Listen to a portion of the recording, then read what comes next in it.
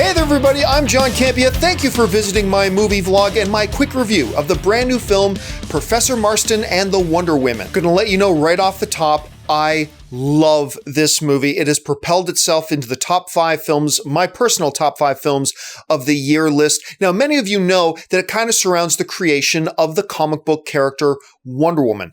But the creation of Wonder Woman is not really the point of the film, but rather the creation of Wonder Woman is really the outcome of the film. It serves as the background and the subtext and the context of what Wonder Woman is, how she was made, and what she really represents. The movie follows Professor William Marston, who is a professor of psychology, played by Luke Evans. I love Luke Evans. And his wife, Elizabeth, who is played by Rebecca Hall. I absolutely love Rebecca Hall. And let me say right now, the character of Elizabeth, Luke Evans' wife in the film played by Rebecca Hall, has to be one of my top 2 or 3 favorite movie characters of the year. She is strong, outspoken, hilarious, brilliant, opinionated, yet flawed all at the same time. She's like a perfect movie character. William is a university professor in the area of psychology, and he's developing his own theory called disc theory.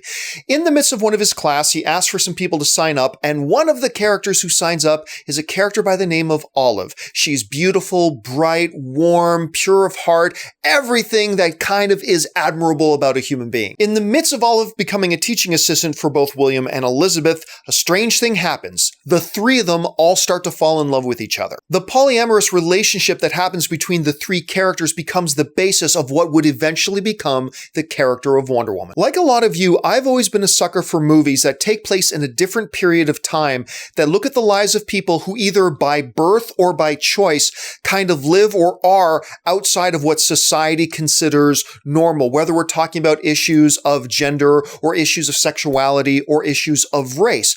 But quite often when we see those types of movies looking at issues that at the time were considered different ways of thinking and out of place, today, those ways of thinking are not considered out of place.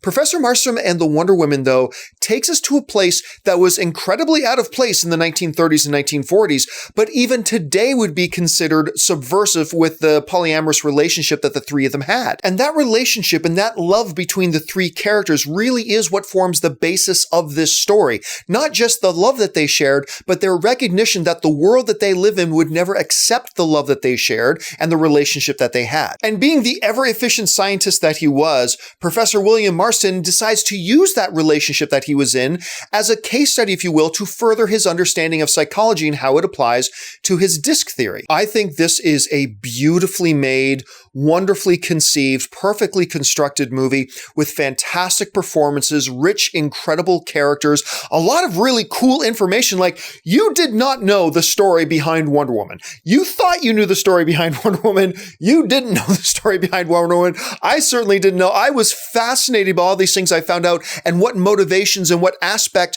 of their 3-way relationship went into making Wonder Woman what she was. A sexually subversive, kind of crossing boundaries sort of comic book character whose main goal was really to strengthen women and strengthen women's position in the world. The one knock I have against Professor Marston and the Wonder Woman is this. Some movies at 2 hours and 45 minutes are just the right length, or maybe even too short. This movie was only about an hour and 48 minutes long, somewhere in that neighborhood.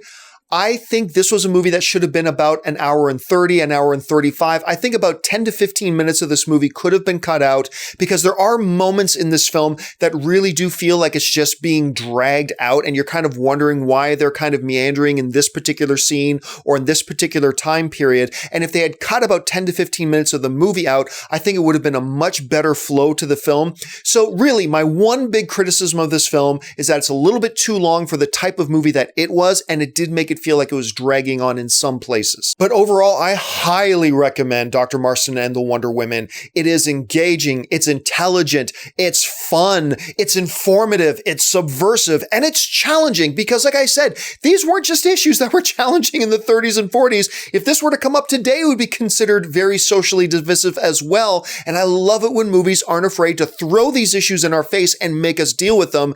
almost on every level, I love this movie. But the big question here is, what about you? Are you interested in Dr. Marston and the Wonder Woman? Jump down to the comments section and leave me your thoughts. While you guys are here, why don't you take a second, click on that subscribe button, become a subscriber to my YouTube channel, and make sure you follow me on social media simply at John Campea. That'll do it for me for now, guys. Thanks so much for joining me, and until the next video, bye-bye.